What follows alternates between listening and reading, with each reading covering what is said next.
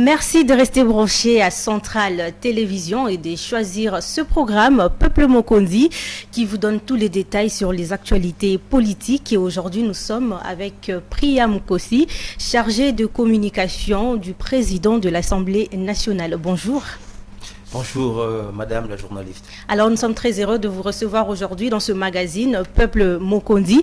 Alors l'actualité tourne autour de la session, l'ouverture de la session extraordinaire de cette législature, de la 4e législature de cette 3e République. Et 477 députés proclamés élus provisoirement par la CENI ont été invités à cette plénière, mais quand même nous avons remarqué des absences parce que déjà cette session s'ouvre au moment où l'opposition conteste toujours les résultats publiés par la CENI.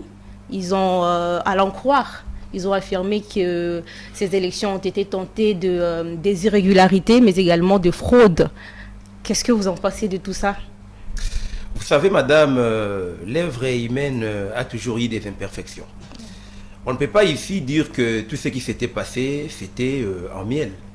On sait qu'il y a eu des irrégularités, tout le monde le sait. La CENI elle-même a reconnu certainement. Vous avez vu vous-même ce qui s'était passé lorsqu'on avait publié des résultats. C'est vrai, ça frise un peu lorsque, par exemple, on constate, par exemple, qu'il y a un candidat qui obtiendrait, par exemple, 100 et quelques voix, qui serait proclamé élu, mais par contre, c'est lui qui en a obtenu plus, par exemple, des 2000, échoue.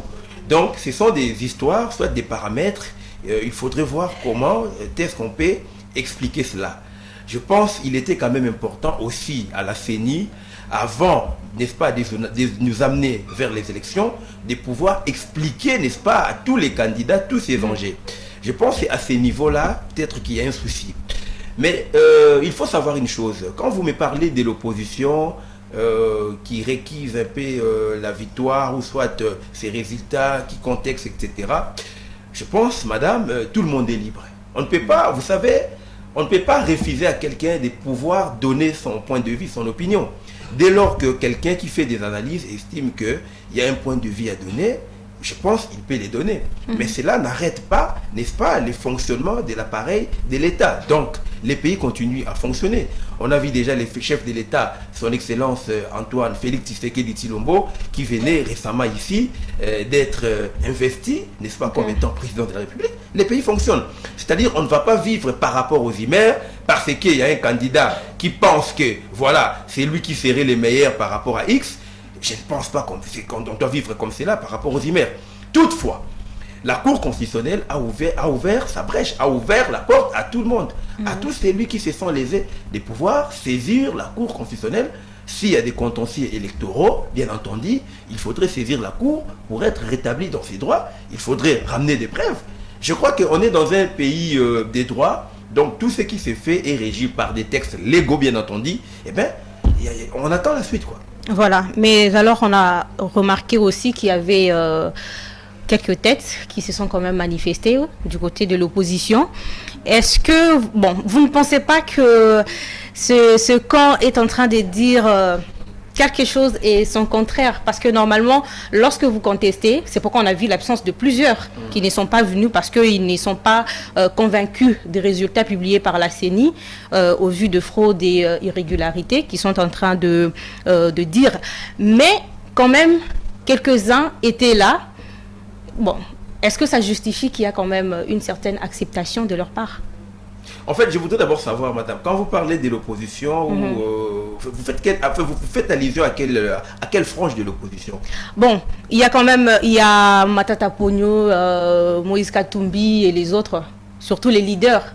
Mais on a quand même su qu'il y avait une présence, par exemple, de Matata Ponyo, qui est parmi ceux-là qui ont contesté les résultats, qui ont dit que non, voilà, vu qu'il y a irrégularité, il y a fraude, donc les résultats ne sont pas bons.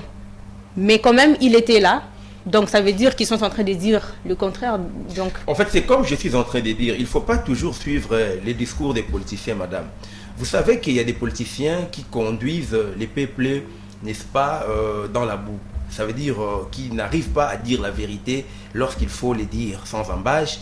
Et vous allez constater, par exemple, Quand vous parlez de l'opposition, je suis un peu sidéré, par exemple. Aujourd'hui, on a vu les élections qui se sont organisées. Félix Tshisekedi a gagné avec une victoire écrasante. Vous avez vu déjà, avec cette victoire, il n'y a rien à dire. Et l'opposition a échoué parce que, déjà, la même opposition est allée aux élections de manière séparée, n'est-ce pas? Il n'y avait pas de l'ordre. Chacun voulait avoir un peu, disons, bénéficier de sa torpeur politique. Eh bien, c'est pointé en avant-plan, ce qui a fait que Félix Tshisekedi s'est organisé. Vous avez vu comment est-ce qu'il a même remporté sa victoire. On a vu, par exemple, le président de l'Assemblée nationale, Christophe Mbosoko Diapwanga, qui est le coordonnateur de l'Union sacrée, qui s'est poumoné. On a vu son excellence Vital Kamere, on a vu son excellence Bahati Lukwebo, Jean-Pierre Bemba. Voilà. Donc, pour ne citer que cela, y compris Kabouya. Donc, il y avait quand même une machine mise en place, des stratégies, n'est-ce pas, pour pouvoir gagner cette victoire. Donc, moi, je pense que tout part par là. En fait, ce n'est pas en fait de la magie. Je vous dis la vérité, beaucoup ne pensaient pas que Félix Tshisekedi pouvait gagner. Mais tout le monde est surpris par rapport à cette victoire qui j'appelle une victoire écrasante. Donc, il fallait que l'opposition s'organise bien avant. Mais de toutes les façons, Félix Tshisekedi, c'est un digne fils du pays qui a gagné la victoire et qui a remporté. Eh bien, si l'opposition peut avoir son point de vue, je ne trouve pas, en tout cas, je trouve aucun inconvénient. On en a vu aussi en 2011, on en a vu aussi avec Kabila, et quand Kabila a été au pouvoir, il y a tantôt ces résultats qui étaient, n'est-ce pas, rejetés. Il y avait des gens qui réclamaient à l'époque, paix à son âme, les Félix Tshisekedi, les pères de Félix Tshisekedi, Étienne Tshisekedi, voilà, qui réclamaient l'impérium. Eh bien, Kabila avait dirigé.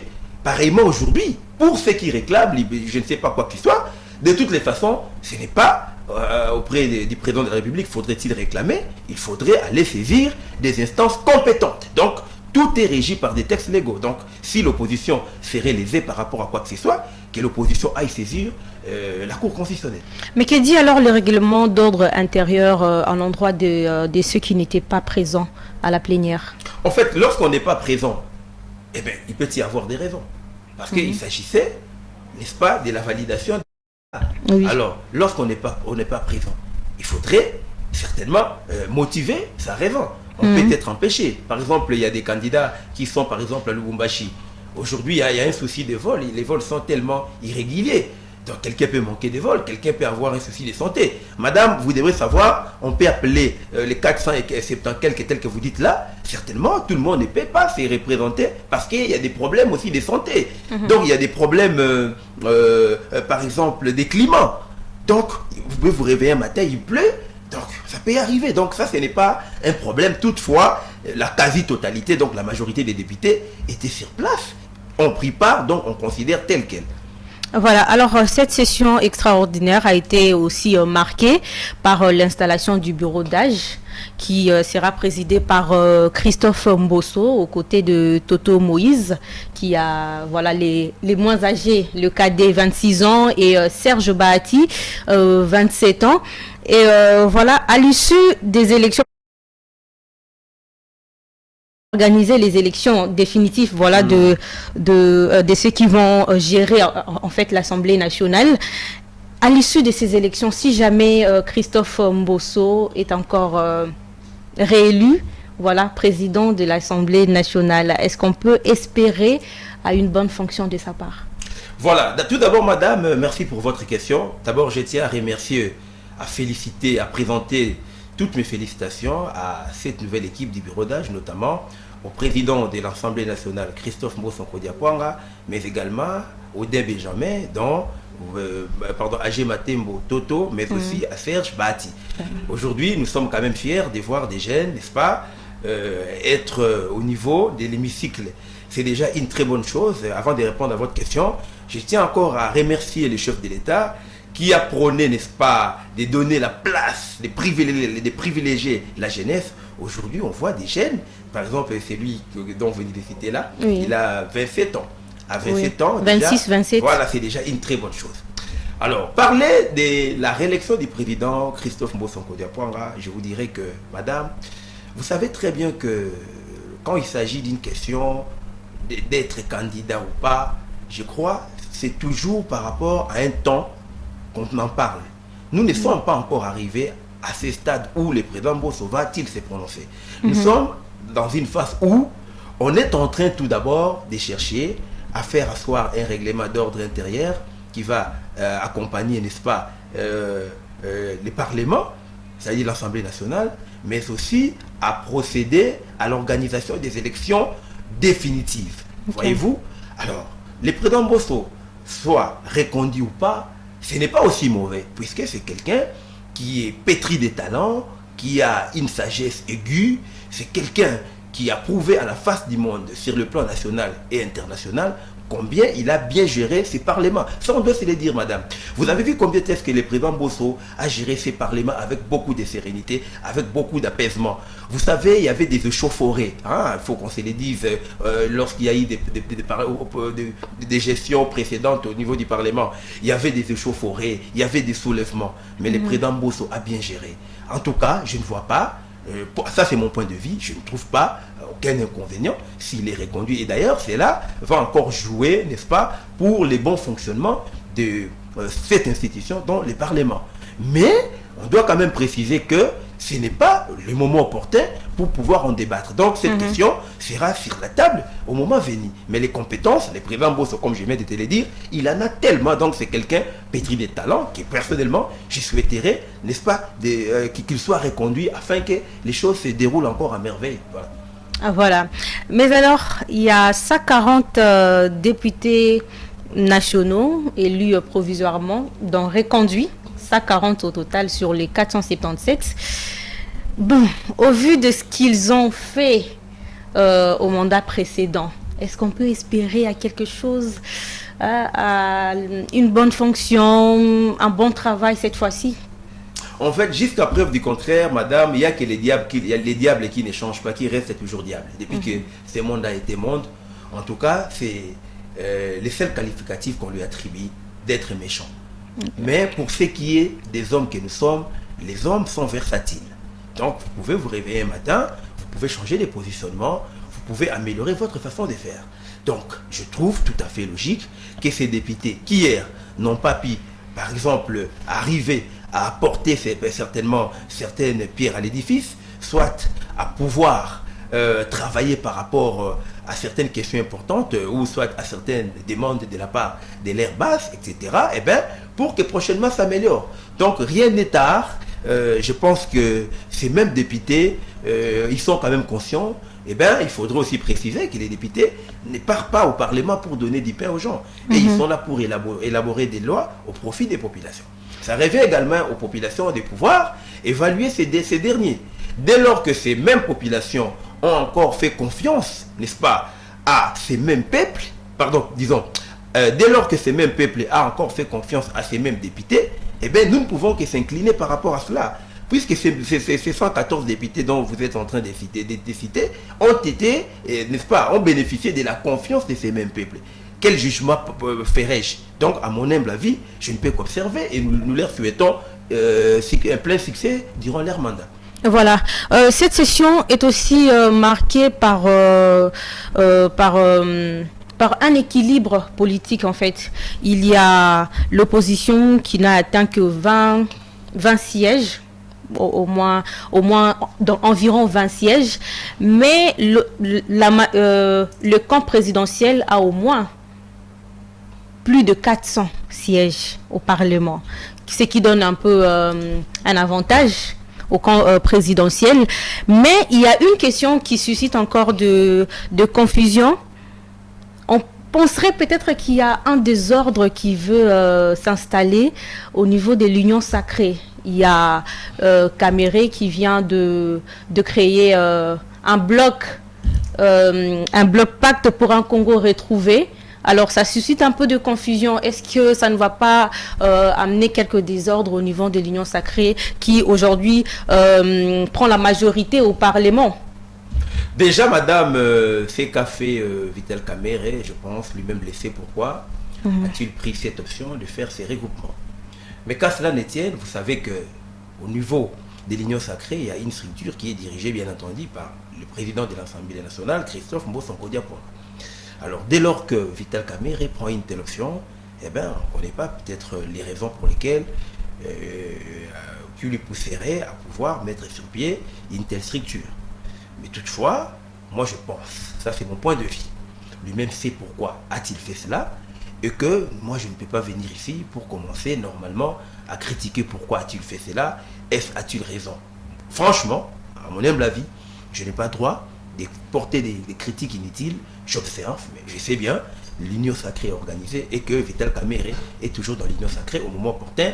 Les décisions qui seront prises pour le compte de l'Union sacrée, ne seront pas prises pour une tendance de Vital Kamerhe.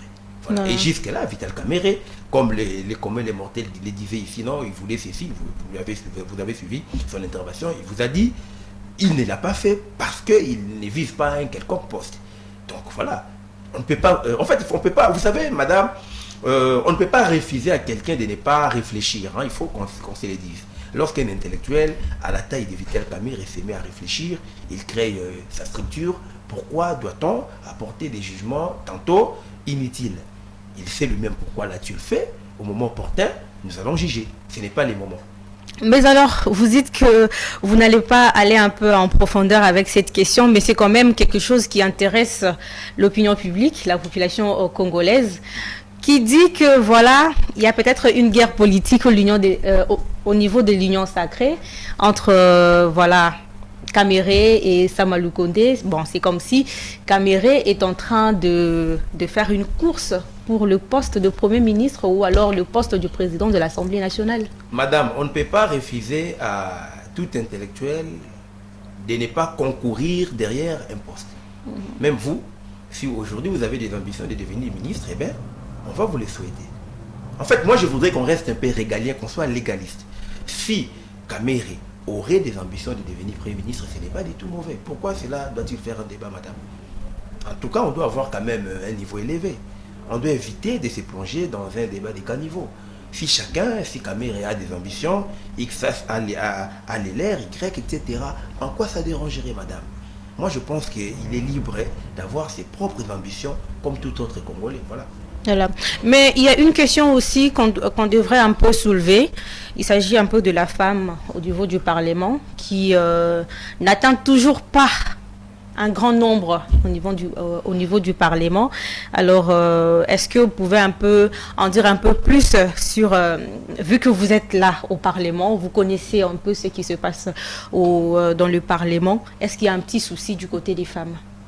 Madame, vous le savez très bien, aujourd'hui, nous avons des femmes à respecter. D'ailleurs, je profite aussi pour dire merci ou féliciter toutes ces femmes, ces vaillantes femmes qui ont bravé la paire, qui ont postulé lors des échéances électorales dernières. Madame, je suis tout à fait sidéré. Lorsqu'on voit une minorité, n'est-ce pas, des femmes au sein des partis politiques, parce que tout part par là. C'est-à-dire qu'il faudrait que les femmes prennent conscience que voilà, nous pouvons également adhérer dans les partis politiques. Nous pouvons aussi créer des partis politiques. C'est-à-dire que cette marginalisation, comme certaines femmes le pensent, ce n'est pas aux hommes de vous laisser de la place comme vous le pensez. Vous devez batailler, prouver de quoi vous êtes capable, essayer de vous imposer aussi. On vous a ouvert la porte, on vous a laissé de l'espace pour pouvoir postuler. Vous ne l'avez pas fait. Vous ne l'avez pas fait peut-être parce que vous avez peur. Vous avez peur de faire de la politique. Et voilà.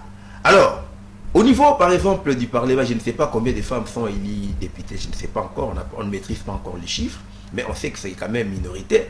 C'est parce que déjà, très peu de femmes se sont alignées, ont eu à concourir. Il fallait avoir un bon nombre de femmes lors des élections dernières. Si tel serait le cas, certainement au niveau du Parlement, on aurait plusieurs femmes députées. Et cela va donner la chance à avoir aussi plusieurs femmes ministres, etc. Dans plusieurs fonctions, occuper plusieurs fonctions de responsabilité. Donc il faudrait encourager d'abord la femme, de comprendre que la femme s'est déjà émancipée. Et que celle-ci, à ses jours, n'est plus la femme jadis qui s'occupait des affaires ménagères. Mais celle-ci, à ses jours, elle occupe une place très importante dans la société. La femme, d'ailleurs, elle assure la procréation. La femme, c'est elle, la gardienne du temple, comme on l'appelle. Donc, nous lui devons beaucoup d'irrespect, mais il faut que la femme arrive elle-même à comprendre que, voilà, si je peux faire de la politique et que je dois aussi m'imposer, je dois aussi apprendre, pourquoi pas même auprès des femmes, des hommes. Aujourd'hui, par exemple, on a pas mal de femmes au niveau qu'on peut citer ici, par exemple Marie-Ange Lukiana, et Geneviève Inagosi, F. Bazaïba. Voilà, Maman Gilles César Mbosso, par exemple. Ce sont des femmes à féliciter, des femmes qu'on voit toujours sur terrain. Vous avez vu aujourd'hui comment Maman Gilles César Mbosso, que je félicite à part ça, cette dame a bâti campagne en faveur du chef de l'État. Elle a bougé les lignes au Congo. Donc quand elle descend au Congo, vous sentez que c'est une dame de fer, une dame, en tout cas, très très courageuse. Donc il y a pas mal de femmes, mais elles sont quand même minoritaires, madame la journaliste. Voilà un peu les soucis. Voilà. Mais alors, très chers téléspectateurs, nous vous disons merci d'être toujours branchés à Centrale Télévision. Et voilà, c'est votre magazine Peuple Mokondi. Nous sommes en train de débattre sur l'ouverture de la session extraordinaire de cette 4e législature dans cette 3e République. Voilà. Et Monsieur Priam Kossi, nous tendons déjà vers la fin de notre émission, mais avant de se quitter, on voudrait un peu avoir quelques détails sur tout ce qui va se passer, voilà, avant voilà les élections définitives du bureau de l'Assemblée nationale. En fait, comme je venais de dire tout à l'heure, on attend justement, dans les prochains jours, le Parlement va procéder certainement à l'élaboration du règlement d'ordre intérieur. Donc il reste des phases. Dès que les règlements d'ordre intérieur sera élaboré, la phase finale, ce serait, n'est-ce pas, les élections définitives du bureau. Donc c'est ce que nous attendons. Mais déjà, comme je l'ai dit ici, nous ne sommes pas encore arrivés là. C'est vrai, le bureau d'âge est déjà là. On y travaille là-dessus. Les autorités sont en train de travailler pour que nous y arrivons certainement à avoir ces débouchés tels que vous posez la question. Mais je voudrais, madame, avant de nous séparer, puisque on doit se le dire, je suis tout à fait fier, puisque quand aujourd'hui je vois le président de l'Assemblée nationale, Christophe Mbosso Kodiapwanga, des fois président du bureau d'âge, cela devrait beaucoup inspirer à nos populations. C'est-à-dire c'est quelqu'un... Parce que quand on est président du bureau d'âge, on ne le force pas.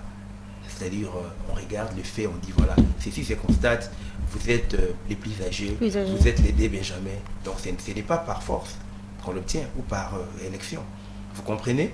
Mais cela incarnerait encore, je peux dire, une certaine sagesse, une certaine réflexion. Pour dire, s'il est là, c'est parce qu'il est très sage. Et partant toujours de cette sagesse, vous avez vu comment il a géré. Et que cette sagesse, nous devons profiter. Nous devons s'en servir.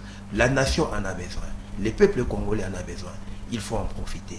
C'est quand même, comme je l'ai dit aujourd'hui, quelqu'un qui a très bien travaillé. Moi, je l'ai toujours comparé à Napoléon Bonaparte. Sa tête est comparable au tiroir d'une armoire, comme disais-je Napoléon. C'est-à-dire, si on ferme une ligne, on ouvre l'autre. C'est comme une bibliothèque où on n'a pas exploité tous les livres. C'est-à-dire qu'il y a certains livres à exploiter encore.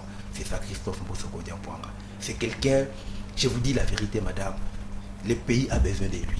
C'est-à-dire c'est quelqu'un qui a encore pas mal de choses à donner pour ce pays, pour la jeunesse congolaise, pour ses gouvernements.